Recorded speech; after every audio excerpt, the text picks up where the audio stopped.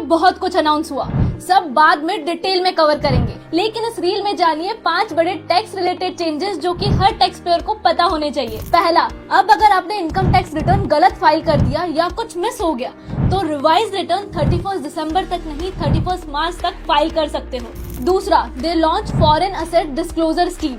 अगर किसी के पास फॉरेन इनकम या असेट्स हैं जो कि पहले डिक्लेयर नहीं हुई है तो 6 महीने का स्पेशल विंडो दिया गया है। अगर इस पीरियड में डिक्लेयर करोगे तो हैवी पेनल्टी और प्रोसिक्यूशन से बचने का मौका मिलेगा। तीसरा, overseas tour packages and education fee remittance पर TCS रेट 5% से 2% कर दी गई है, जिससे कैश फ्लो बर्डन कम होगा। चौथा, बिजनेसेस के लिए TDS रूल क्लियर किए गए हैं। लोअर और नील TDS सर्टिफिकेट ऑनलाइन और रूल बेस होगा और नॉन रेजिडेंट प्रॉपर्टी सेल में पैन बेस्ड डिडक्शन सिस्टम आएगा। और पांचवा, ग्लोबल इन्वेस्टमेंट अट्रैक्ट करने के लिए डेटा सेंटर्स को 2047 तक टैक्स हॉलीडेज, IT सर्विसेज पर 15.5% सेफ हार्बर मार्जिन और कुछ ग्लोबल एक्सपोर्ट्स को 5 साल तक फॉरेन इनकम पर टैक्स एग्जम्पशन दिया गया है। तो ओवरऑल फोकस है कंप्लायंस इजी, डिस्प्यूट कम और इन्वेस्टमेंट ज्यादा। आपको ये बजट कैसा लगा कमेंट में जरूर बताना and stay tuned for detailed update. Investments in securities market are subject to market risks. Read all the related documents carefully before investing.